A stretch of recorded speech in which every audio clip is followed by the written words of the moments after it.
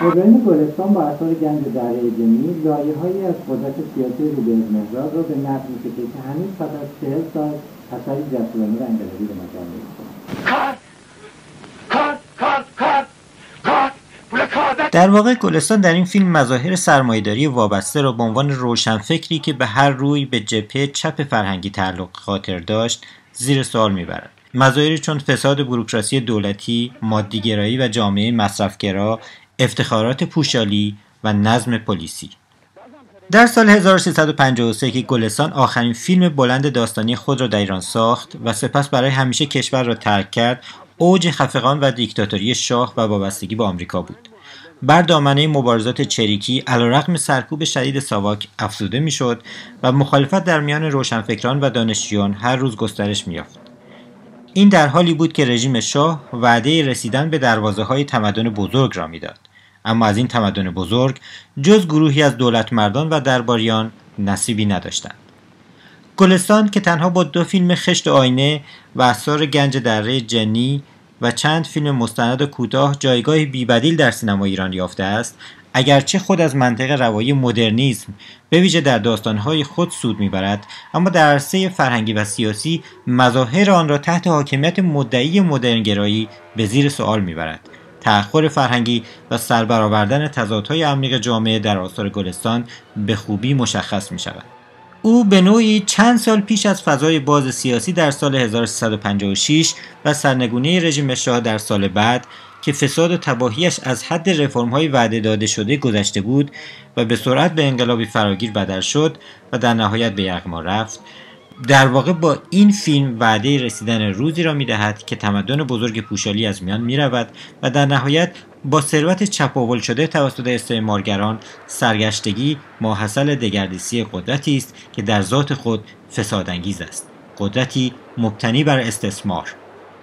به عبارت دیگر گلستان را ورای فیلم‌ها و داستان‌هایش مانند اغلب روشنفکران دهه‌های 40 و 50 می‌توان بشارت دهنده پایانی سیاه و تلخ برای پروژه مدرنیسم رژیم شاه خواند.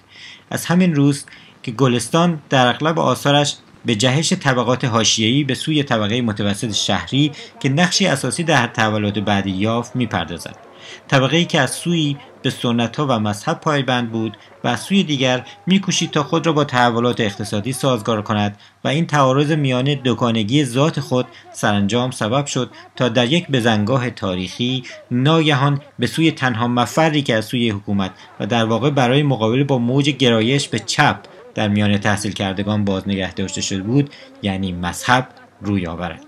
در 40 سال گذشته نقدها و مباحث بسیاری درباره این فیلم نوشته شده و مطرح شده، اما شاید همچنان یکی از رویکردهای اساسی در نقد آثار گلستان رویکردی است معطوف به نقد اجتماعی مبتنی بر مباحث اقتصاد سیاسی که میتواند وجوه مختلف فیلم‌های او را به ویژه آخرین فیلمش را در حجب مظاهر تمدن بزرگ و در واقع پروژه مدرنیسم شاهنشاهی را به بحث بکشاند.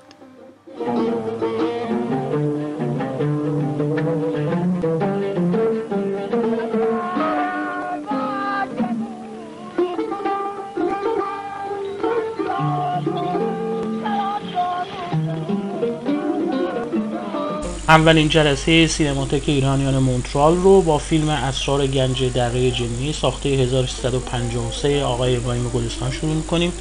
فیلمی که از زمان ساخت خودش تا امروز، یعنی بعد از 40 سال، دوستداران و مخالفان سرسختی داشته، اما هر دو طرف به ارزش‌های سینمایی اون اذعان داره. فیلم حکایت مردیه که گنجی سرشار پیدا میکنه و این اتفاق باعث تغییرات عمده در زندگی خود مرد و تمام روستایی‌ها و حتی برخی از شهرنشینان میشه. اسرار گنج دره جنی دومین و آخرین فیلم بلند داستانی ابراهیم گلستانه که با فاصله 10 ساله از اولین فیلمش خشت و آینه ساخته شده. خشت و آینه هم در زمان خودش در محافل روشنفکری بحث‌های موافق و مخالف زیادی راه انداخت. فیلمی که امروزه جایگاه برجسته‌ای در تاریخ سینمای ایران داره و امیدوارم در سینماتک هم به نمایش در بیاد و درباره اون صحبت کنیم. ابراهیم گلستان در فاصله ساخت این دو فیلم بیشتر سرگرم ساخت فیلم‌های مستند و اغلب سفارشی بود، اتفاقی که باعث شد از طرف دوستان و همراهان سابق خودش در جریان موج روشنفکری سیاسی سیاسی دهه 20 و 30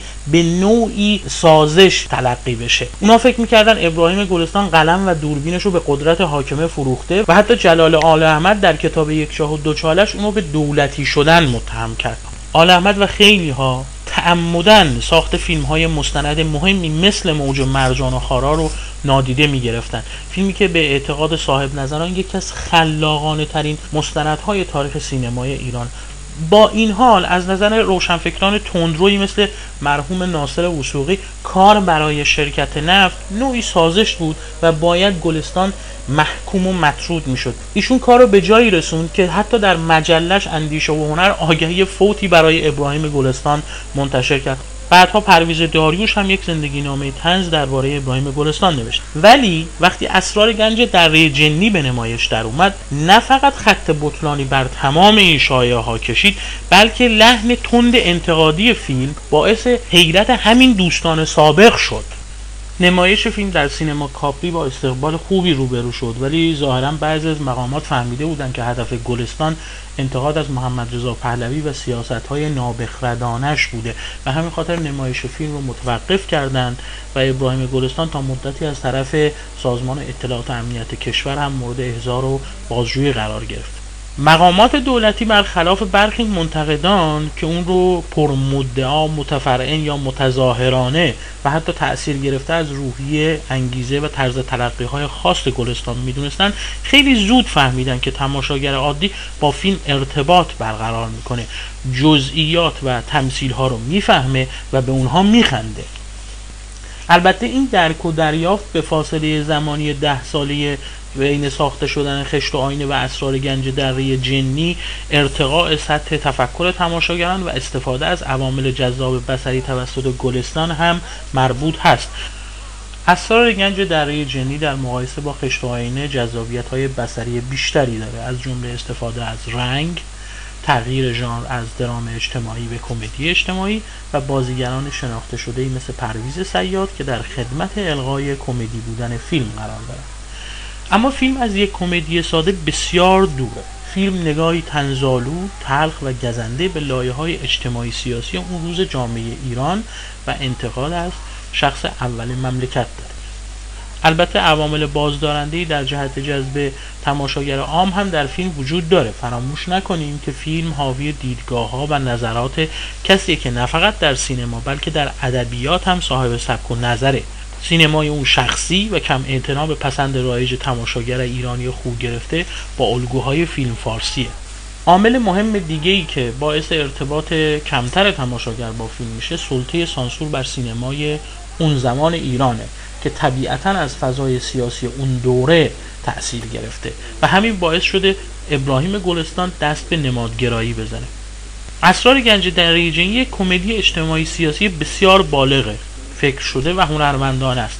اغلب آدم‌های فیلم نماینده اقشار مختلف جامعه اند و هیچ کدومشون از نگاه انتقادی گلستان بی‌نصیب نموندن. از شخصیت اول فیلم که نماد محمد رضا شاه پهلویه و در خدمت حجب جاه طلبی‌های سیاسی اون تا افراد تحصیل کرده یا هنرمند که در خدمت اون هستن و همینطور نقطه مقابلشون افرادی با خاستگاه مذهبی که همه به نوعی در صدد نزدیک شدن به این مرد و استفاده از اون هستن، ولی موقعی که ثروتش از دست میره همه پراکنده میشن.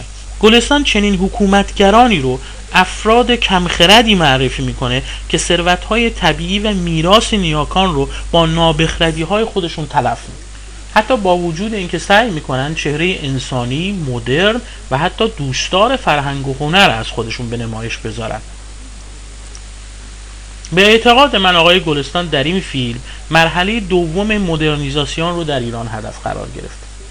اولین مرحله از سال 1339 توسط رضا شاه و با الگو گرفتن از اقدامات اصلاحی آتاتورک در ترکیه شروع شد. بعد از انتقال قدرت از رضا شاه به پسرش وقفه‌ای پیش اومد تا اینکه بعد از کودتای 28 مرداد 1332 زمینه برای دوره دوم مدرنیزاسیون در ایران فراهم شد. مرحله دوم که از 1341 تا 1357 رو در بر میگیره به دو دوره تقسیم میشه. دوره صنعتی شدن و رشد پایدار از 1341 تا 1351 و دوره رشد بحرانی و عظمت طلبی از 1352 تا 57.